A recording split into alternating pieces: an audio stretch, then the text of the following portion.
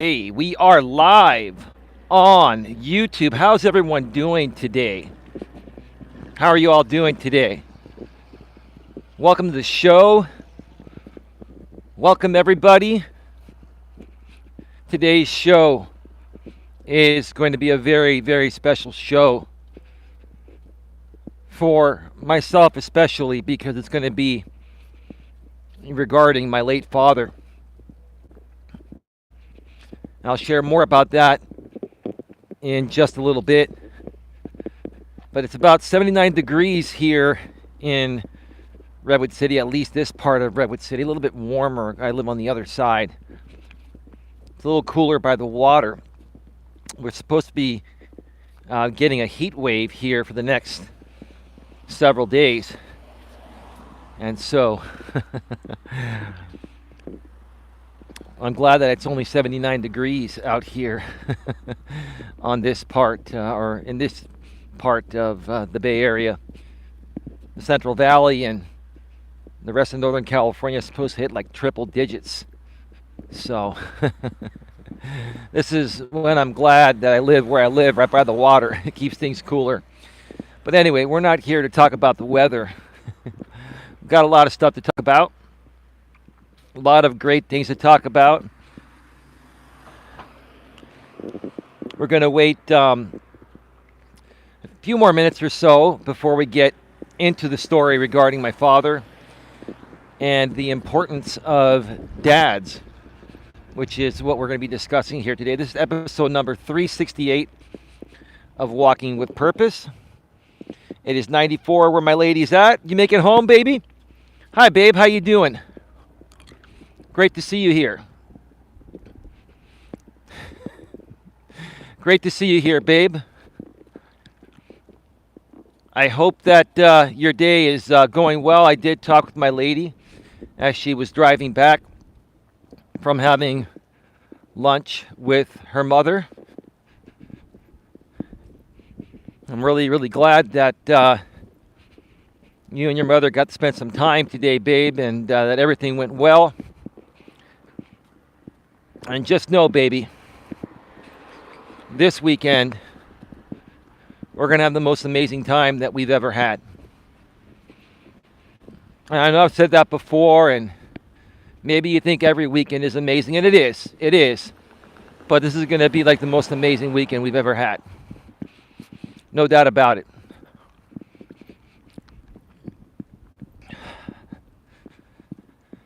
Hopefully, babe, you can stick around for the entire show and moderate this, because I really want to focus on this very important topic regarding my father. And I think you've heard some of the story regarding my father, but not the entire thing. You know, this is the man that created me, along with my mother. And I pay my mother a lot of props. My mother is still around, but my father passed away a little over 13 years ago. And I will share that story. I've shared a lot of this before in the past, but it's scattered all around between, well, more so on my other channel, my main channel, Coach Eli, Elias Melas. And for the new people, I mean, good luck trying to find every part of where I've talked about my father. There are over 1,000 videos on my main channel. So I'm going to put it all in one summary here today. And the reason why I'm doing this show is because on my main channel, I've been putting out a lot of pre-recorded videos this week, a lot of YouTube shorts and pre-recorded videos, some from the studio and some from this trail that I shot a few days ago. The ones that are on this trail are in 4K at 60 frames per second. I released one earlier today at 2 p.m. Eastern, 11 a.m. Pacific, and for the next 3 days at 2 p.m. Eastern, 11 a.m. Pacific, you will be getting 2 more Walking with Purpose pre-recorded videos in 4K at 60 frames per second. I was going to release a 30-minute video today instead of that 14-minute one I released, but the problem is YouTube has not finished processing that video in full 4K. It's finished processing up to 1080p 60 frames per second, but because it's a longer video, it's taken like over a day to process the 4K aspect of it. If you upload high quality 4K video and then you do it at 60 frames per second, which is twice the standard frame rate of 30 frames per second, it just takes a lot longer to process. So I wanted to hold off to release that at the highest quality for you folks. That should be coming tomorrow. Hopefully it'll be done by tomorrow. If not, I'll release the other video, and then hopefully by Saturday, when I release the third and final video that I shot from the trail the other day, the third and final Walking with Purpose pre-recorded video in 4K at 60 frames per second. Hopefully it'll be ready by Saturday. Anyway, so yeah, make sure you subscribe to my other channel, Coach Eli, Elias Melas. That's my main channel with 7.4K subs, right around there. Nightbot is sharing the link in the chat to my main channel every 7 minutes. It's also below in the description section. For those of you that are watching on the replay and don't want to sift through the chat, it's towards the top of the description section. Or just go to youtube.com/Life Coach Eli. That's youtube.com/Life Coach Eli. And my lady says, yep. I think you said yep to being home or yep to moderating, baby. You still around? You gonna help moderate this here today? Keep the chat clean, because I really want to focus on the story here, because I don't want to butcher this.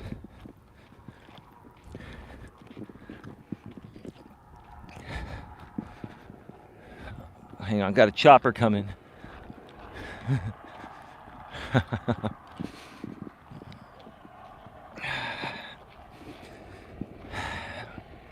Got a chopper coming and someone coming on the other side. So give me a second, folks, before I get into this.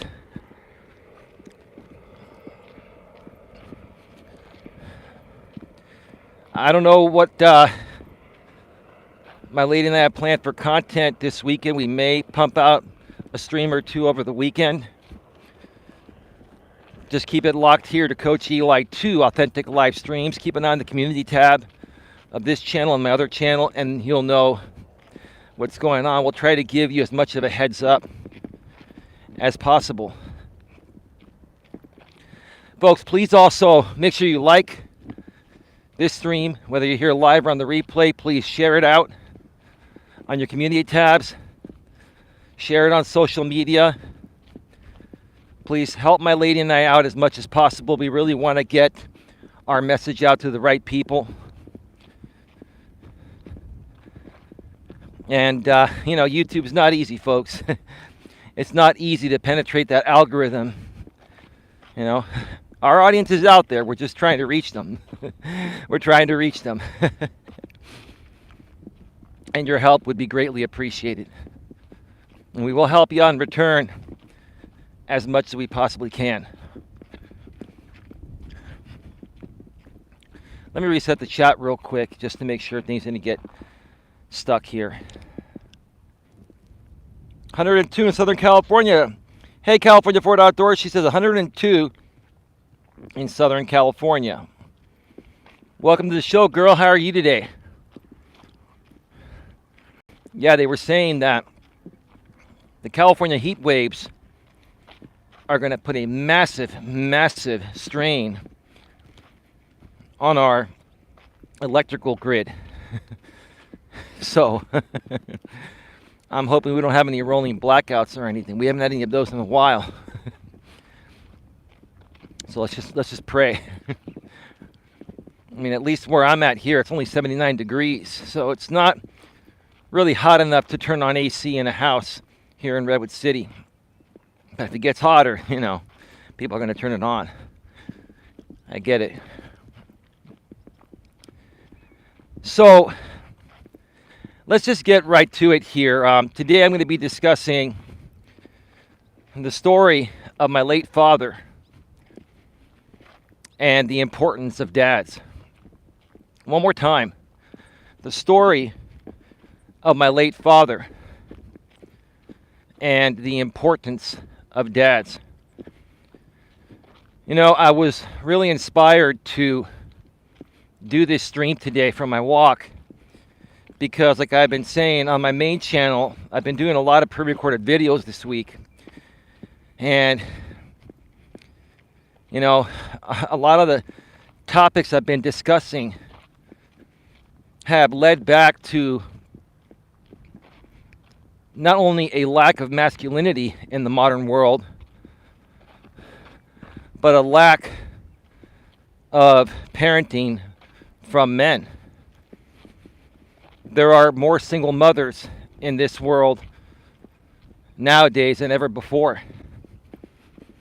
And that completely has to do with men not showing up. Well, they'll show up and they'll ejaculate in you ladies and knock you up, right? I don't mean to be that straight up, but that's what they do. They come over, they come inside you, right? They knock you up, and then they try to be around for a little bit, maybe. Some, maybe not at all. But even the ones that come around for a bit, sometimes they just leave. They can't hack it, right? But hang on, I got a couple ladies coming, jogging behind me.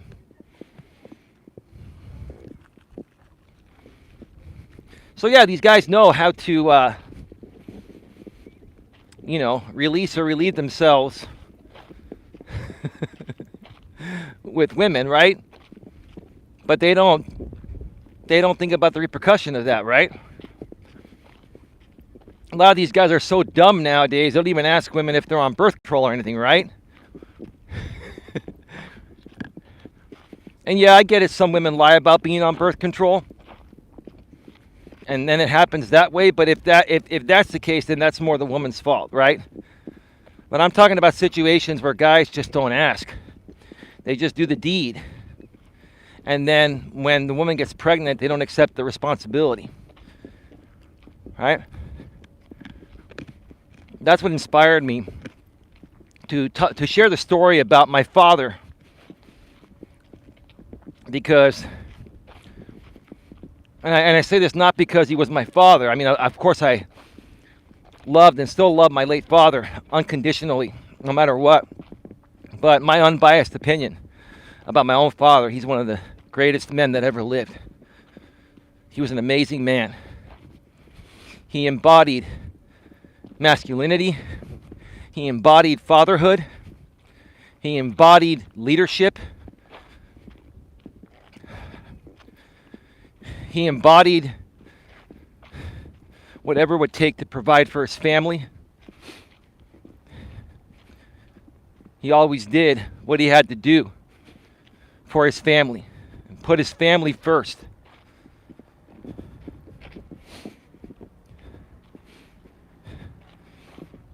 And was never selfish. My father was one of the most selfless men that ever lived. And when I was younger, I admit I was a little shit. I didn't understand what my father was teaching me. I didn't understand why my father was trying to punish me and did punish me. And at times, my father used to whip out his big belt. He was a bigger man. He had like a 40-inch or 42-inch belt. He had gained a little bit of weight after his 40s. And I used to get the belt. He didn't do it to try to destroy me or kill me or anything. He didn't do it for that. But he did it to teach me a lesson. Same with my brother. Nowadays, you can't even discipline your kids. If you do, you go to jail, right? Nowadays, you got to coddle your kids. And they'll wonder why, you know, these kids turn out the way they turn out today, right? But I got disciplined, and I didn't like it. And I would revolt. And I used to call my father every name in the book. And every time he would discipline me, it would make me try to figure out a better way to try to sneak one past him or try to get away with something, right? But every time I would try to get away with something, my dad was right there with the belt. He knew it. You know how he knew it? He used to be a little shit growing up too. And his father used to give him the belt. And that's how he learned to be a man. That's how he learned to accept responsibility. That's how he learned what responsibility is and how to accept it. Let me check out the chat. It was a pleasure having you on my live stream today, Eli. Oh yeah, RJ Sandifer, I'm so sorry. I forgot to remind everyone. Welcome to the show, RJ. Thank you for having me on your show once again. Folks, I was on RJ's show for I think almost 2 hours earlier today.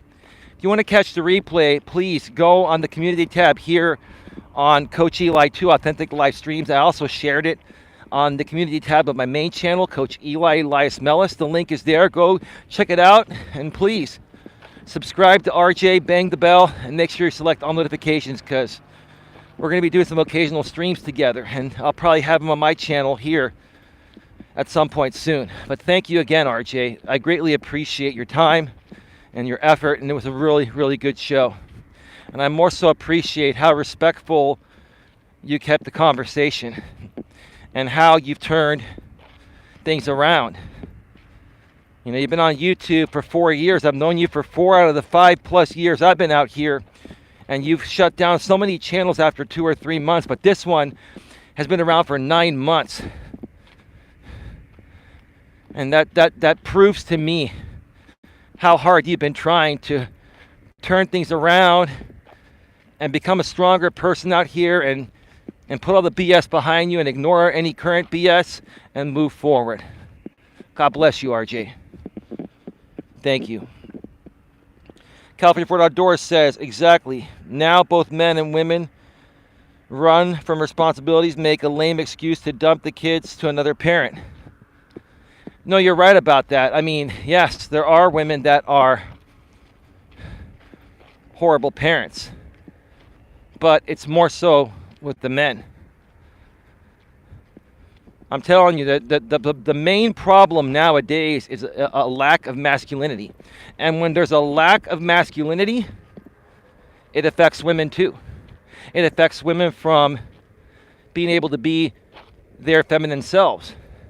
When there's a lack of masculinity in women, it forces women to be masculine and feminine. And women get annoyed when they have to fill in the gaps that men should just naturally do. That's the truth, CFO, California Ford Outdoors. It's the truth. But anyway, let's just continue with the story here.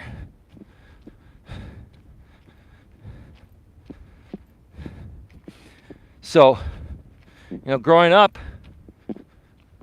I got a lot of discipline. I didn't like it. But looking back, 35+ years later, at age 48, I'm very thankful and grateful for what my late father did. He did it because he wanted me to turn out to be a good man.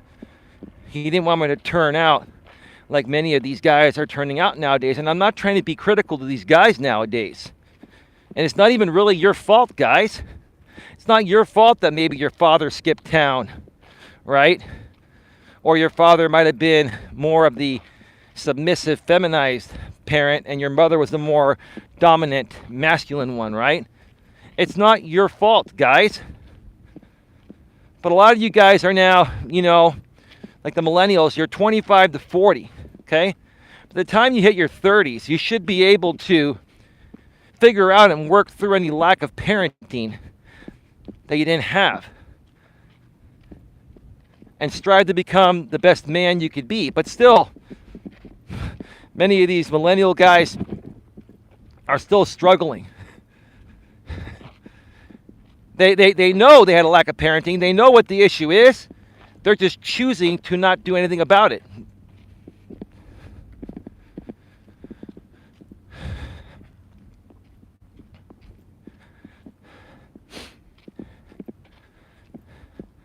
So let's back up the story. Let's back up the story to, how my father met my mother. How did my family end up here in the U.S., especially the San Francisco Bay Area?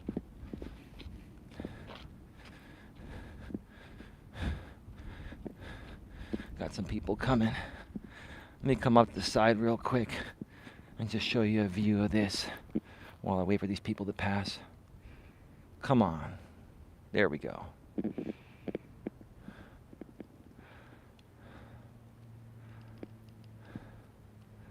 Yeah, it's really a nice day today.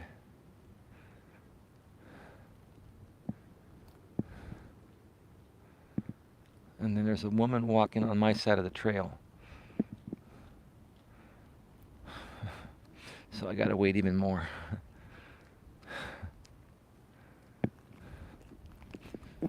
Alright. Well, people walk on the right and they pass on the left. There she is, right behind me there, on the wrong side of the trail. Yeah, it is what it is.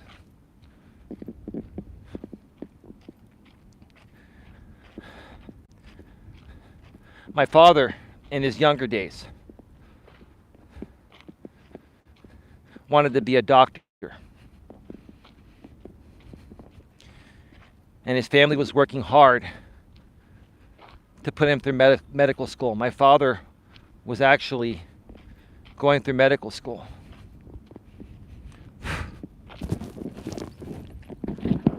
And I believe the story was he had about a year or two to go or something like that out of the 8 years. And his family ran out of money. And he had to drop out of medical school.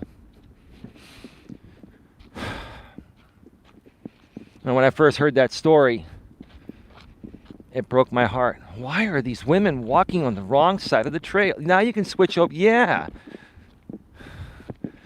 God, why are they running on the wrong side of the trail?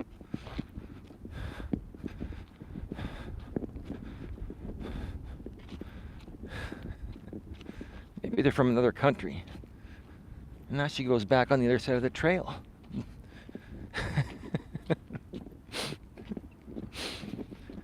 Maybe we're the strange ones in California. We're like the only ones, I believe, that drive and walk on the right and pass on the left.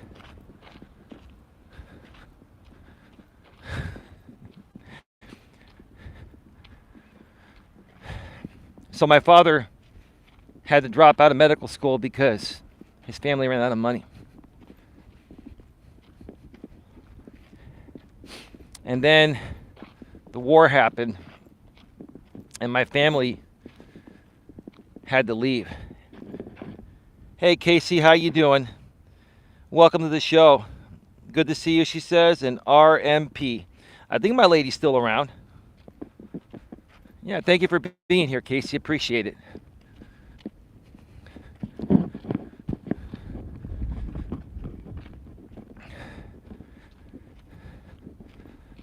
So, my father, his mother, his father, and his sister, my aunt. My aunt is still around. Obviously, all my grandparents are gone by now. And still here. Thanks, babe. His parents are gone. All my grandparents are gone. And obviously my dad is too. But my aunt's still around. My father's sister. And she lives nearby. What a phenomenal woman. They all decided to move to Canada and start a restaurant in Vancouver, BC, Canada. My father was an amazing cook, like a master chef. He learned to cook, I believe, from his mother, and his father was a great cook too. He didn't go to school. He didn't go to culinary school. He was going to medical school. But he learned how to cook from his family. And my aunt also as well. My aunt, phenomenal cook, right? Now, my mom is a good cook, but my dad was like twice the cook my mom was. No disrespect to my mom. That's why I say my dad was an incredible man, because he was very well domesticated. He was a real man. He was a great leader, great father, great husband, great provider. Yet he could do everything the woman could do too. My mom had a lot of respect for him. My mom still respects my dad. 13 years after his death, my mother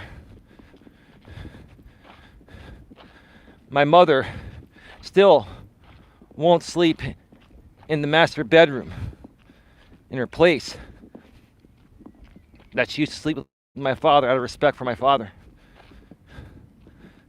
and hasn't dated any other man. Mad respect to you, Mom.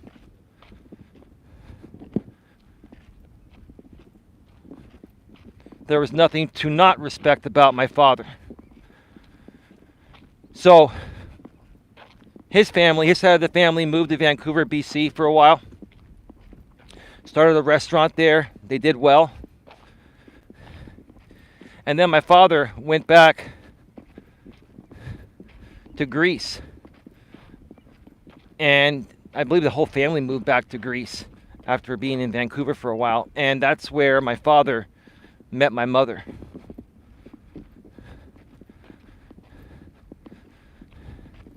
And my mother and father were 18 years apart.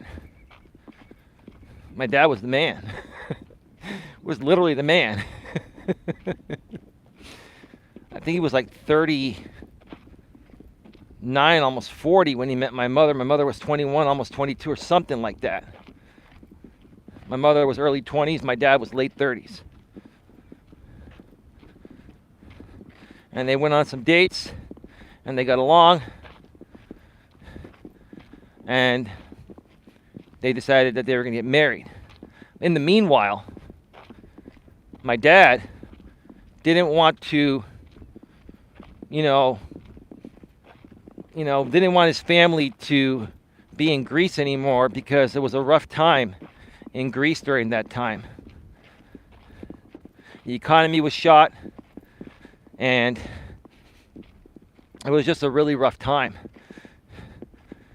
So my father was seeking a better place. And he had some cousins, I believe it was, that had moved out here to the San Francisco Bay Area. And he was coming out to visit them and also explore the area to see if it'd be a great place to bring his wife, his family, his mom and dad, and his sister, my aunt, and a safe place to raise the future kids to come, because both my mom and dad wanted kids.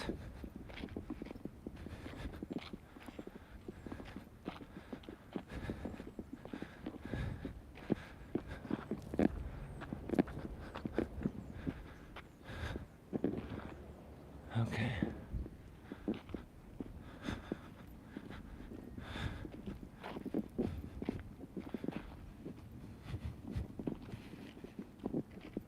So my dad was on his way here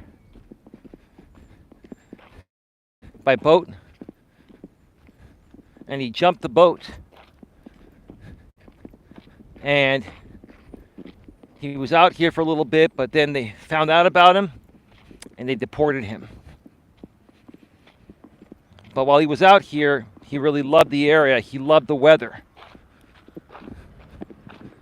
And he had researched the best climate to, raise a family and bring his wife to be, and his parents and his sister.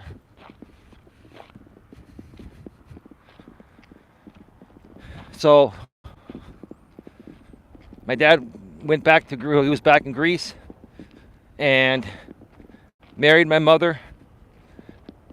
And they found a way to come out here legally. His parents, his sister, my aunt, and my mother.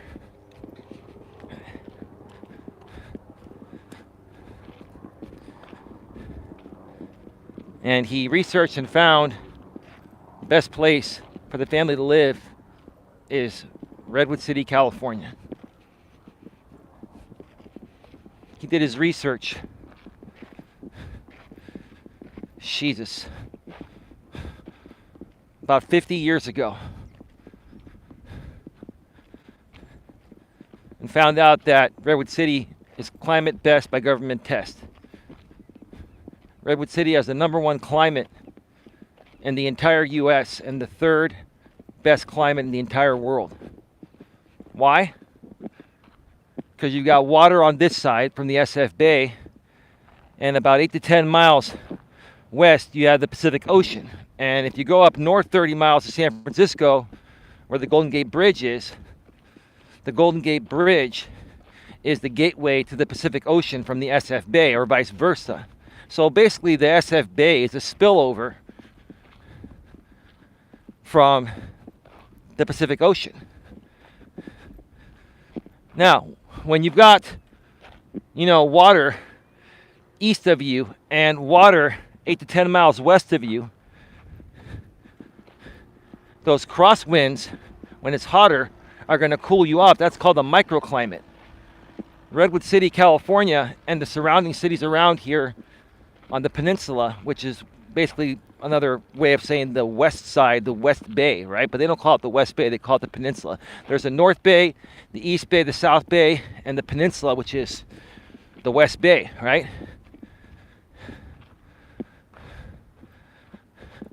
All the surrounding cities here in San Mateo County, and Redwood City is the capital, is the county seat, or the capital of San Mateo County. Climate best by government test. Best weather, best microclimate. My dad did that research. My family came out here. It was in the, I believe it was the late 60s or it was the early 70s. The early 70s. They started all working hard, and they invested in homes. And I'm going to go off the air for a second. I'll be back in a couple of minutes, and we'll continue the story. So don't go anywhere. Give me a second here. All right, we should be back live. RJ Sandifer says, is it Chris, then Eli? Are you the youngest? No, I'm the oldest, RJ. My brother and I are 15 months apart, 1 year and 3 months apart.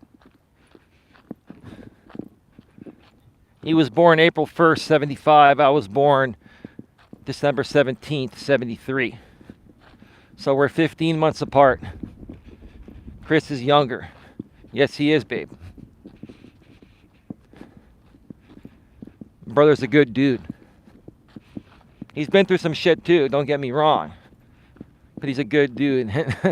And my brother, has a lot of anxiety. He's like you, babe. He's got anxiety. Like my mother does. I'm like the only one that doesn't have anxiety. I've had a few panic attacks in my life. But for me to get a panic attack or get anxiety, someone has to really, really push me like way, way above and beyond my limits. Because I can take a lot of shit. I'm not saying my brother can't, but, my brother has always been a little more reactionary than I have been. It's just how he is, but he's a good dude. He has a big heart and soul, just like I do, just like all my family does. Thank you for asking, RJ.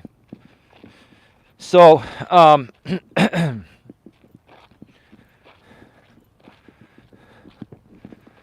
my family, made some smart moves, and no one knew that this area was going to end up being the high-tech capital of the world. No one knew it was going to boom to where it's at today. But my family bought a bunch of homes. When they came out here, they started working hard. My dad, when they first came out here, they didn't have the money for him to finish his medical school. Even when they got the money, they made the money, and he made the money, the credits were not transferable. So my dad did I think it was 6 or 7 years of medical school. He had 1 or 2 years to go. I can't remember the exact time, but he was more than 3/4 of the way done. But let me tell you, he learned a lot. And whenever, my brother or myself or my mother would get injured or he'd get injured, he knew exactly what to do. He knew exactly what to do.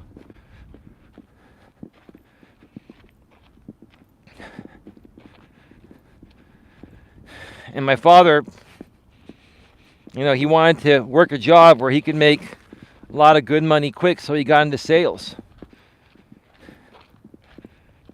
He had a great education, but because his family ran out of money due to tough times, and when he got the money, his units were not transferable here to the U.S. to continue his, medical degree. He ended up going into sales. He ended up selling cars for the first 20 years that he was out here.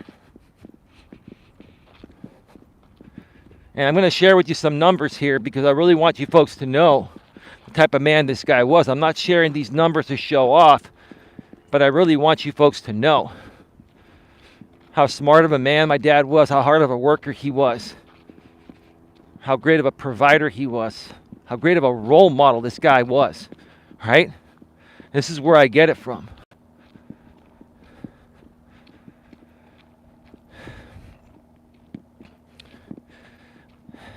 So my dad started, selling cars, and he was outselling everybody. And back then, it was primarily the men were the salespeople, and then the women were like the receptionists, right? Nowadays, women sell cars too. Don't get me wrong. I'm not criticizing women, but this was still, women were already liberated, but they still, were not doing primarily the jobs that were considered once only for men to do. Right? They were doing the secretarial work and stuff like that, right? So my dad just outsold everyone because my dad wanted to provide for his family, wanted to put his kids through the best schools. And he used to work 7 days a week, 14 to 16-hour days. And the only time that he would take off would be every Sunday morning. He would go to church. And after church would end, then he would go to work.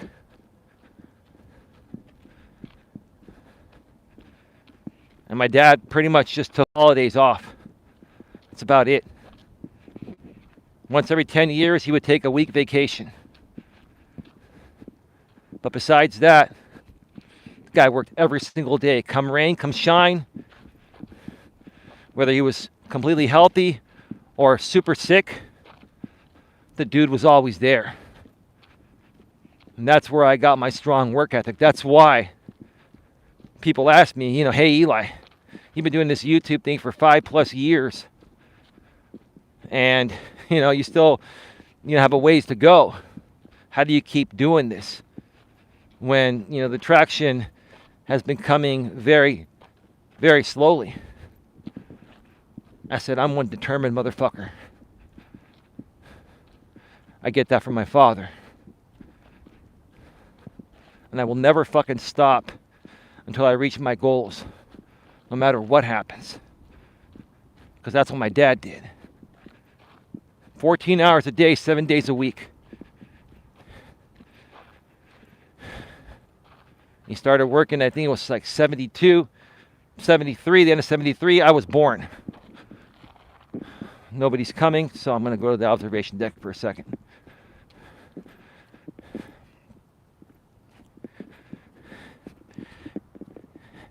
My dad quickly worked his way up to management.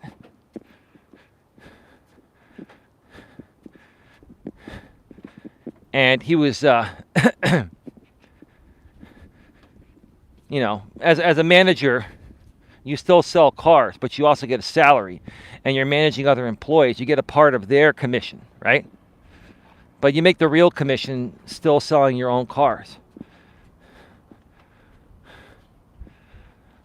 My dad had a record-breaking year in 1984 compared to any other car salesperson on the planet. No joke. No reason to lie about this. This is the truth. This is who this man was and still is to me.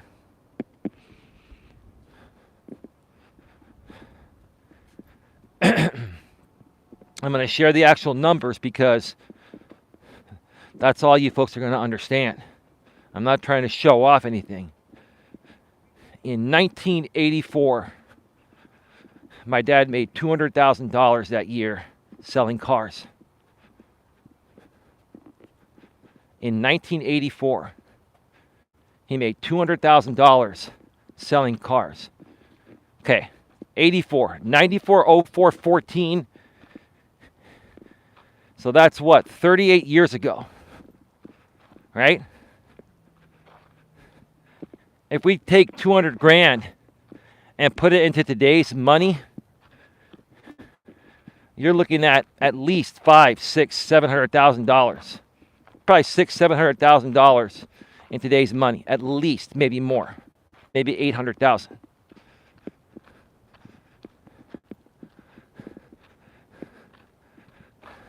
Most people in the high-tech industry don't even start out making that much money, or will never make that much money. My dad made that money selling cars. You know why? Because he was determined to provide for his family. He wanted to give his family a better life.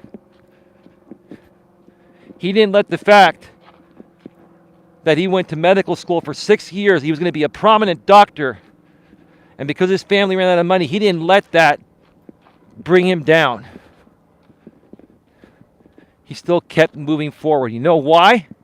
Because that's what real men do. They find a way to make shit happen. Real men find a way to make shit happen.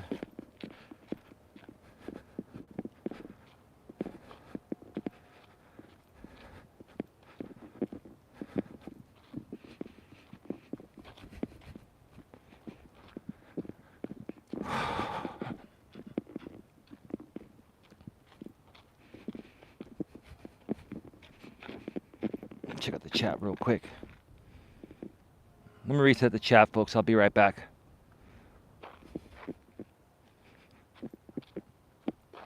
All right, we're back live. We are back live.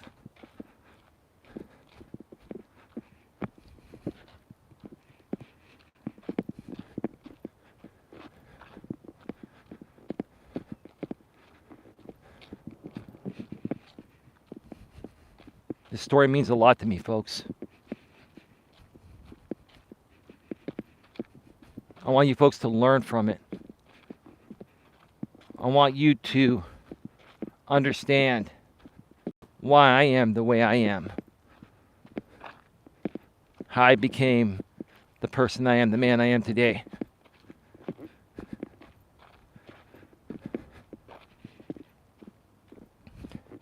Now, I wasn't always, peachy king for my father and our family. There was a time where, we struggled a little bit. I believe it was in the 90s. And my father had saved some money, and he had owned 2 homes at that point, and there was equity in the homes and all that. But my father, after mastering the car business, the person that owned the dealership he was working at was looking at somebody that had money to invest into becoming half owners of 2 additional, car lots. And my dad saw that as a grand opportunity. He was going to own be half owner of 2 dealerships. It's a great business to have. But life isn't always fair. And even though my dad was a smart man, this other guy screwed my dad over. Some paperwork error or something. This guy was really shisty, right?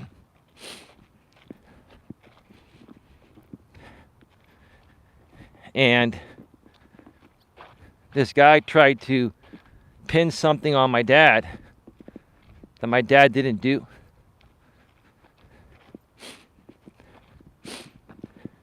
To cover his own tracks. And for the next, I think it was 5 or 6 years, I think the case that was going on, because my dad was being sued and accused of something, and then my dad countersued. And the statute of limitations was 3 years, but because the case was so just out of whack, the judge extended it, I believe, with another 3 years. I imagine battling something out in court for like 4 or 5 years or so, right? Imagine the amount of money my father spent on attorney's fees, hundreds of thousands of dollars in attorney's fees.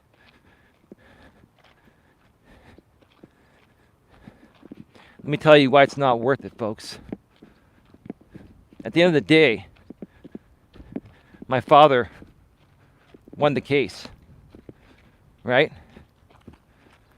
And because of the enormous attorney's fees and all that, after 5 years, he came ahead $50,000. Now, in the 90s, in the 90s, you could probably afford to get an apartment out here with that kind of money. In today's day and age, that won't get you shit. But $50K, to win $50K when he should have come ahead with millions, right? And the other guy should have been, held accountable for what he did. It wasn't worth it, right? This is what my father went through. I share this story regarding what my father went through because I've gone through similar things in my life. I've encountered many obstacles in my life regarding anything I've tried to get ahead at. Because that's how people are. People see hardworking, smart men like my father and I, but they also see how good of a heart and soul we have, and they prey on our vulnerabilities, just like they preyed on my father's vulnerabilities and mine. My father was a strong man, but he also had a big heart and soul. And he was trusting of people. He believed the best in everyone. And after this happened to him, he learned a big lesson, even at that point in life. But let me tell you what this guy did. He didn't want to go back into the car business after that. And because of what happened, these people had tainted his name. Sure, he could have gone back, probably made a good living doing it, right? But he just wanted to put that chapter behind him. In my dad's mid-50s or so, mid to late 50s, he went back to school and got his real estate license. Not only the regular license, he got a broker's license too.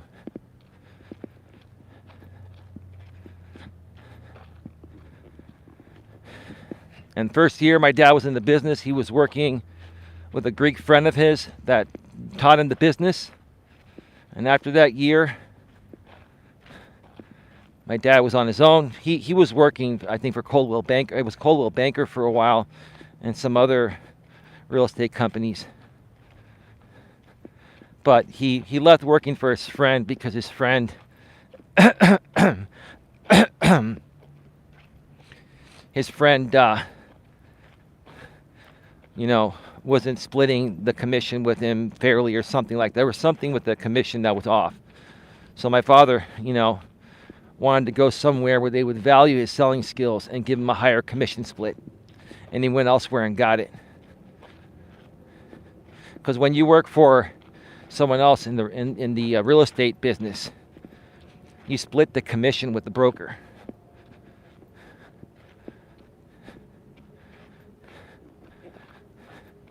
Basically, the typical home would sell for like 6% commission. The listing agent gets 3%, and the selling agent gets 3%. And then, if you are the listing agent and the selling agent, you get 6%. But let's just say you have one side and you work for a broker. Most brokers will split that 3% with you 50-50. But in some cases, if you're such a great salesman and you bring in a large volume of business, they give you a higher split. Because if they don't, you're going to go somewhere else because you're that valuable. My dad's split was 83%. He got 83% of the 3%, or the 6% if he double-ended a deal, meaning that he would be the listing agent and the selling agent. So he did quite well in the real estate business. And I mention this because it's never too late, guys, to turn your lives around. And if you're struggling to make ends meet doing what you're currently doing, you can always do something else, no matter how late in life. If my father, in his mid-50s, went back to school and got his real estate licenses and made a great living doing that for the last 20 years of his life before he passed away at age 76, you guys in your 30s and 40s that are struggling and wasting your time at a dead-end job or doing something that's not paying you as much as you deserve to make, you can still turn it around. It's never too late. And here's the thing. You guys and gals nowadays have way more resources, i.e. the internet, to do whatever you want. These resources back in the mid-90s, they weren't available. The internet was out, but it was dial-up, and there wasn't as much stuff online. You can do anything and everything online nowadays. You can even take courses online, college courses.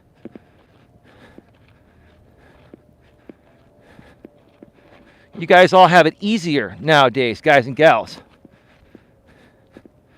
Yet some of you are still staying stuck in your rut.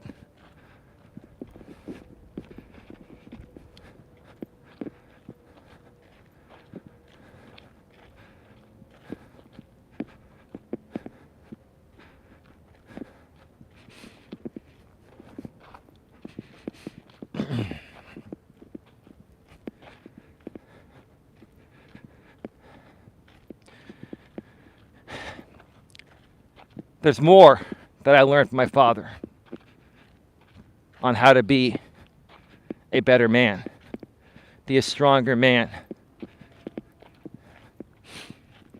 There was one thing I was struggling with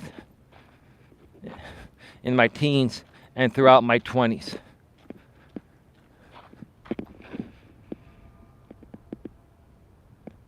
Entire degree programs online, says RJ Sandifer. That's right, RJ. Thank you for sharing that. Appreciate it, brother.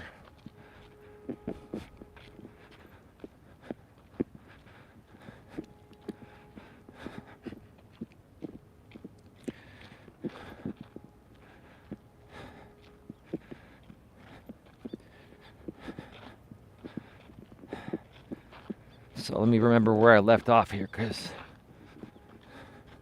it's a lot to mention. Yeah, one of the biggest lessons I learned from my father was regarding women. And people that have been following me for a while have heard this, but I'm going to repeat this story because this was one of the biggest lessons in life I've ever learned. That dude up ahead is wearing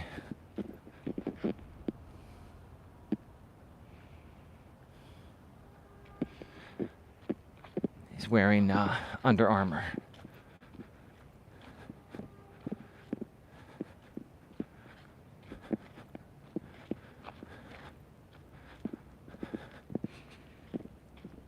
One of the biggest lessons I ever learned was when I was living with this woman. And I thought I was in love with her.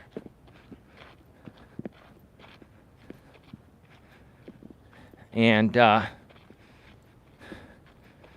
she was divorced, but still young. You know, she was under 30. And I was, I think, 29, about to turn 30 or so. And I think she was a couple of years younger than me. And she would drink, but I didn't realize how bad of a drinking problem she had until after we moved in together. And my place would be like really thrashed when I would come home from work back then. And, you know, I had some of my mail still going to the home I grew up in during that time. And it would be an excuse to go and visit my mother and father. And one afternoon, I was off, because I was working retail management. I was off, and went over to get my mail, and my dad was there. He's like, "How you doing, son?" I'm like, "Doing great, Dad. How about yourself?" "Oh, I'm doing good." And then out of the blue, my dad's like, with his thick Greek accent, "I don't like your girlfriend." And I'm like, "Excuse me?" He goes, "I don't like your girlfriend, son." And I'm like, "Well, why is that, Dad?" "Because she's no good for you, son." I'm like, "Oh, shit." I wasn't really feeling that great. I was like, I thought I loved this woman. And my dad's talking smack about my woman, right? I had a Mustang GT convertible back then. And I started walking out. My dad followed me. And my dad turns around and says, "You know what, son?" Like, "What, Dad?" He goes, "It's funny what a man will do for a piece of pussy." I'm going to say that one more time in case it got cut out. My dad goes, "It's funny what a man will do for a piece of pussy." I sat there, I'm like, I was pissed. I had the anger monkeys in me. My dad's talking smack about my woman. And I'm sitting there thinking, what do you know what pussy is, Dad? I'm thinking in my head, I didn't say that, but I'm like, what do you know about that? When was the last time you did that? Right? Because he works all the time, right? Do you want to know what? I ended up peeling out and I took off. I was pissed off. I was mad at my dad. I didn't realize until later down the road when I broke it off with this woman and had to kick her out of my place before she further destroyed it. I didn't realize my dad was right.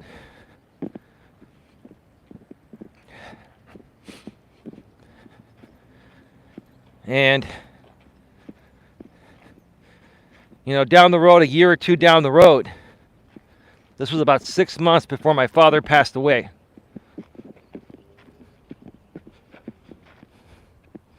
Give me a second here. Let me reset the chat. I'll be right back.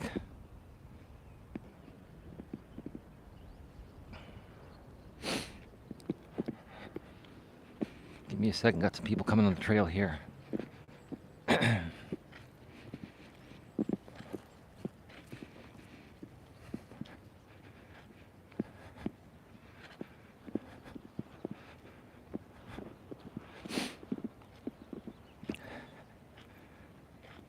So when I realized my dad was right, this was 6 months before he passed away. And he passed away all of a sudden. I didn't know he was going to pass away. Nobody knew.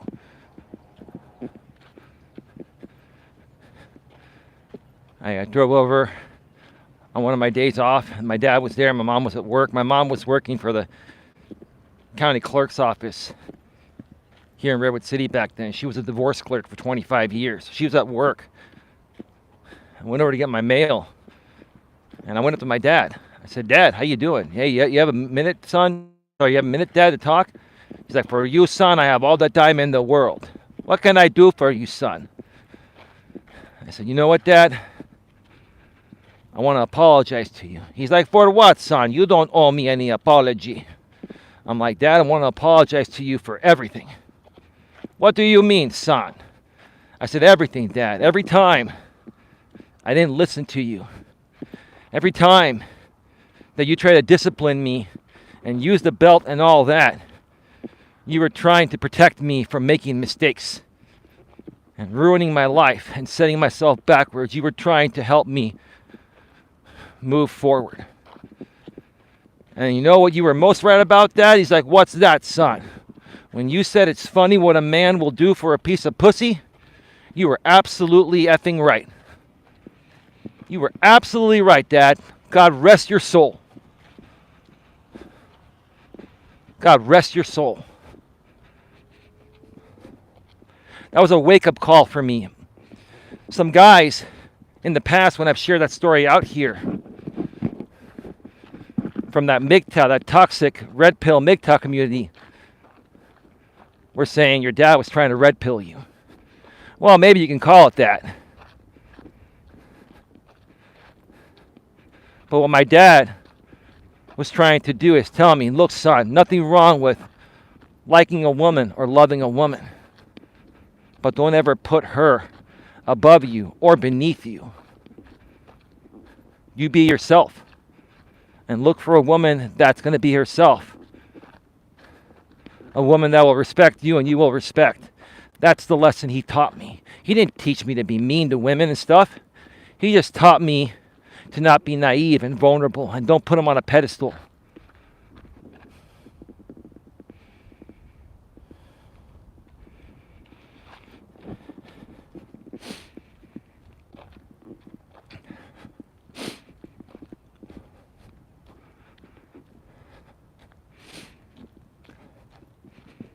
From that point on, that changed my life. I was still nice to women, still good to women. But I learned to love and respect myself more. And I also learned to not place the woman above me, but not beneath me either. I was placing women all the way up here and myself down here without even realizing it. Yes, I was, what's the right way to put it? I was sucked into the power of the pussy. The power of the pussy got me. My dad knew it. You know how he knew it? Because it got him when he was younger too. He didn't want his son to go down the same path that he did. And maybe that's why my dad got married so late, because maybe it took him until his mid-30s or so to figure it out.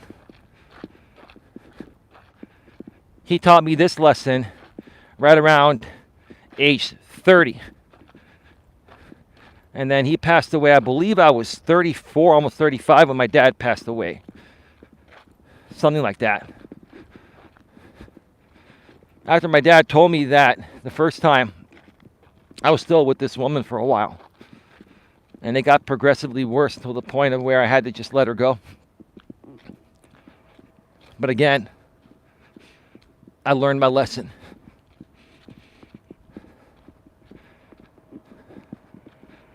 My dad taught me that lesson. I'm not saying that my mother couldn't have taught me that lesson, but I just don't think she would have had as much effect on teaching me that lesson as my dad did. My dad was always a firm but fair man. He would call you out, just like I call people out nowadays. But he would call you out with love to try to get you to realize that, hey, you're screwing up. Turn this around. You're much better than that, and you're worth it. That's the kind of man he was. And that's why I am the way I am today. I learned through tough love, right? And I teach through tough love. But the problem is nowadays, these men nowadays don't even know what the fuck tough love is, or they don't respect tough love. They don't.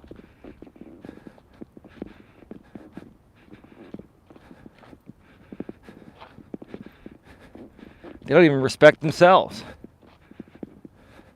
I've always had a level of self-respect for myself. But until I 100% respected myself, things were not going to turn around when it came to my dating relationships and other aspects of life. My father taught me, and I learned from my father how to love and respect myself completely, not just half-ass. He taught me to stand up for myself, even when it comes to women. Women make mistakes too. Even women you're dating, even good women make mistakes. And when they make mistakes, tell them how you feel, call them out. Do it in a loving yet dominant way. And they'll respect you more, because then they'll know you're a strong, secure person that doesn't deal with BS.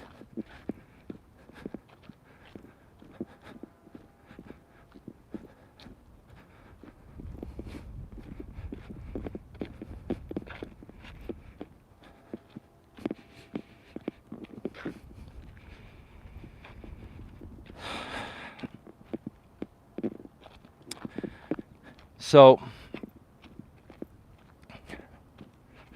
let's fast forward to the last part of the story. There are other stories too to share, but I'm getting towards the end of the trail here, and it's almost time to wrap this up.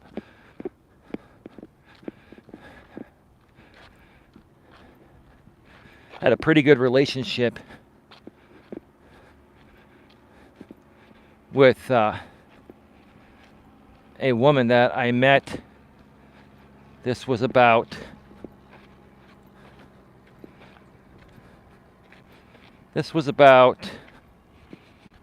I think 3 or 4 months before my father passed away. I met a good woman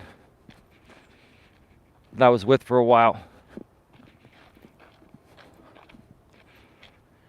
And I was hanging out with her one evening, and when was it? It was, let me see. I think it was April of 2009, if I remember correctly. April of 2009.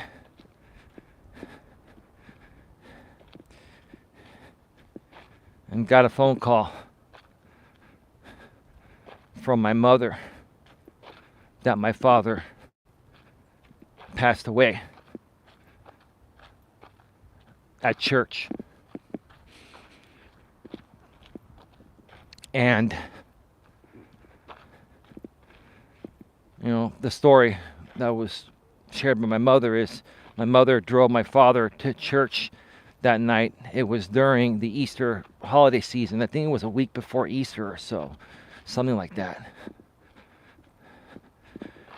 My mother drove my father to church because my father was having a harder time seeing at night, so he really couldn't drive that well anymore, especially in the evening. And at the church,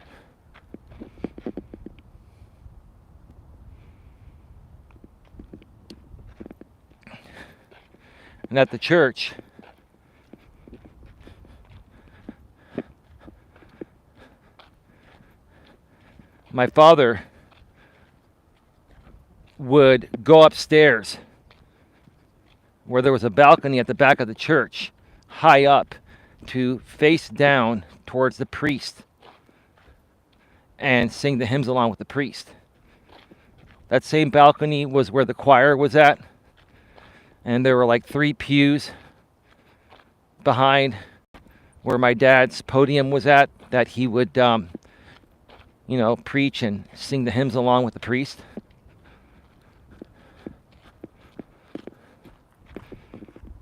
And the story was, about a half an hour or so before the liturgy was to start, or 20 minutes or so, my dad was feeling tired. He sat down at his pew like he was going to take a little nap. And then when the service started, they went to try to wake him up, and he wouldn't wake up. He was gone. He died on his pew, which was behind his podium that he would stand up to sing the hymns along with the priest. I got the phone call from my mother, and I've never been good at dealing with death. When my dad's parents passed away 10 years before that, my grandparents from my dad's side, my dad's mom and dad, when they passed away 10 years before that, that was rough enough. When my father passed away, I didn't even want to go to the hospital. I didn't even want to go to the funeral, not because I didn't want to be there. I just didn't want to see my dad dead.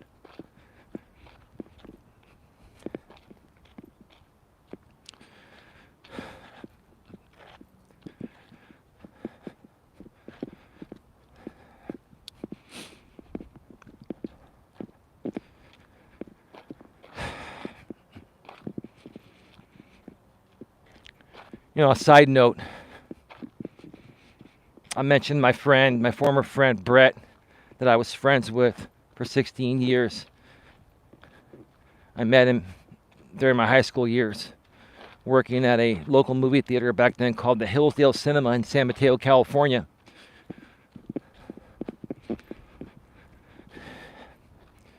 In our younger days, Brett would come over, and he would rarely see my dad because, he knew my dad was working all the time. My dad never took a vacation. And he would end up calling my dad Dimitri. Not even Mr. Melas initially, and then he just started calling him Dimitri. One time, Brett said, I think we were like in our late teens at this point. Brett goes, Dimitri, when are you going to retire?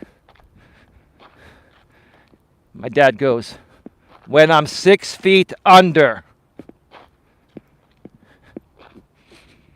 And I've shared this story before, but to you and you folks, this is why I'm not friends with this guy anymore, at least one of the reasons.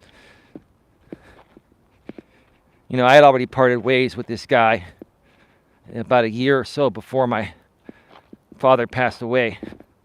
But my brother kept in touch with him and invited him to the funeral, and he was there. Rightfully so, he knew my dad. And he was a friend for a while, so no big deal, right? Hadn't seen the guy for a while and didn't, really want to be around them. But hey, you know what? I took one for the team. My dad passed away. I didn't want to make a scene, right? I saw Brett in the parking lot. He goes, hey, dude, I guess your dad's retired now. Not the sharpest tool in the shed.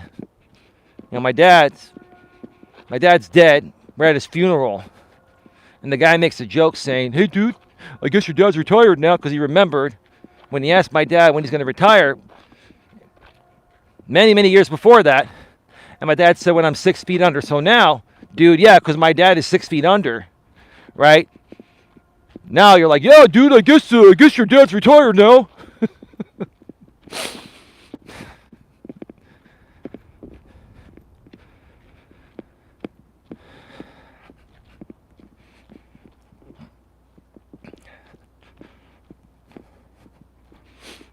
I guess so. It was a sad, sad day. It was a sad week. And after about a week, we just had to get back on track, and I had to learn to live in my father's memory. It wasn't the easiest thing to do. And out of respect for my father, I was going to do whatever I could to live in his memory and help the family out as much as I can. Now it's my turn to step it up. And that was during the time where I had just, started selling insurance shortly before he passed away. And, my family had purchased many homes, since, the days when they came out here. They kept buying homes because they were, good investments. And my father and the entire family wanted me to switch the insurance to me, but they wanted to make sure that I was going to make it in the industry before they did it. And yeah, this was all within the last year before my father passed away. He gave the go-ahead to switch the insurance, and I got all the business. And my father told me, he goes, "I'm proud of you, son. I now know you're going to make it." For some reason, I think he knew he was dying and just didn't tell us. Maybe his doctors told him. And he didn't want to scare the family or make us worry.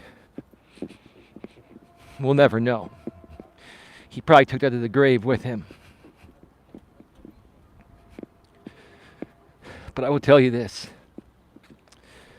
I have never met a stronger man in my life than my father. The only time I ever saw my father cry was when his father passed away, and then his mother passed away. He cried a bit, but when his father passed away, my dad was a wreck. Made me feel weird seeing my father cry, because I've always seen him as a strong one. I look back at that now, and that wasn't a sign of weakness. That was a sign of strength.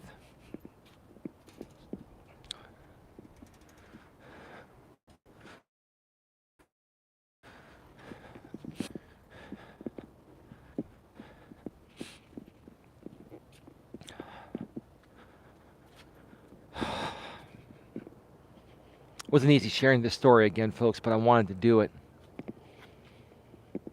I wanted to do it to share with you folks the importance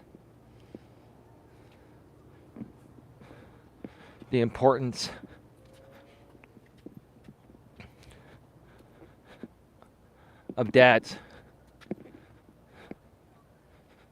How important dads are.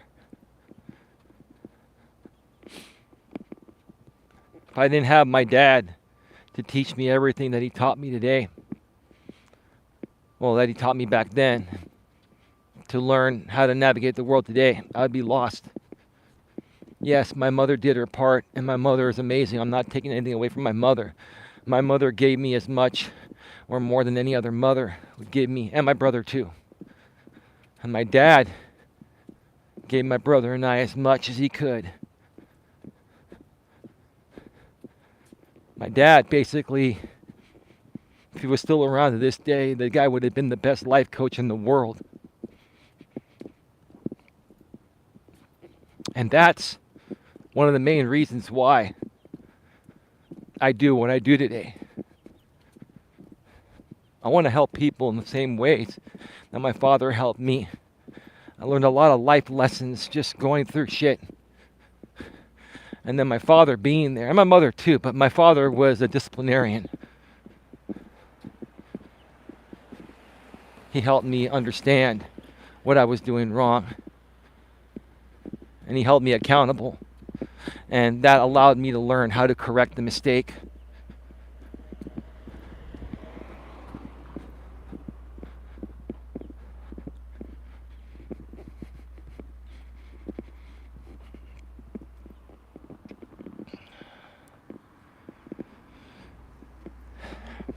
And that's where we're going to end this today. Maybe I'll do a part 2 on this tomorrow. Who knows? Maybe I'll do part 2 at some point from the studio. Keep it locked here to Coach Eli 2 Authentic Live Streams. Keep an eye on the community tab. Please subscribe, bang the bell, select the notifications. Also, make sure you go over to my main channel, Coach Eli, Elias Melas. Nightbot's been sharing the link every 7 minutes. Or it's also available below in the description section. Especially if you're here on the replay, you can go to the description section a couple lines down. YouTube.com/Life Coach Eli. That's YouTube.com/Life Coach Eli. And last but not least, before I shut this down, I want to thank each and every one of you, whether you're here live or on the replay, that truly enjoyed this story. I shared this story because I wanted you folks to understand how important the role of a father is and the role of being a dad is, and how it affects, kids nowadays not having a father in most cases. Most kids are raised by single mothers nowadays. Hey, Coach, I lost my father in 1998, and it still feels like yesterday. Are you a man or a woman? Respectfully, I'm asking. I'm sorry about that.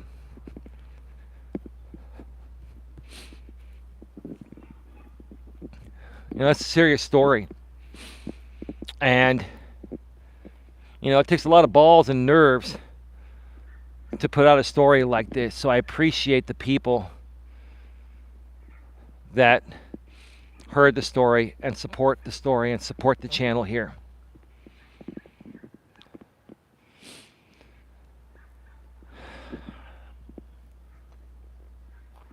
Gonna wait to see if you respond. Slim, let me reset the chat one more time. I'll be right back. All right, we're back live. We are back live. No new messages. All right, folks. Again, keep it locked here and on my other channel, Coach Eli, Elias Melas. And there's more content, more pre-recorded content coming to the main channel tomorrow and throughout the weekend. And we're going to keep pumping out content like it's out of style. We're going to keep the live streams coming here. My lady will be joining me on some live streams.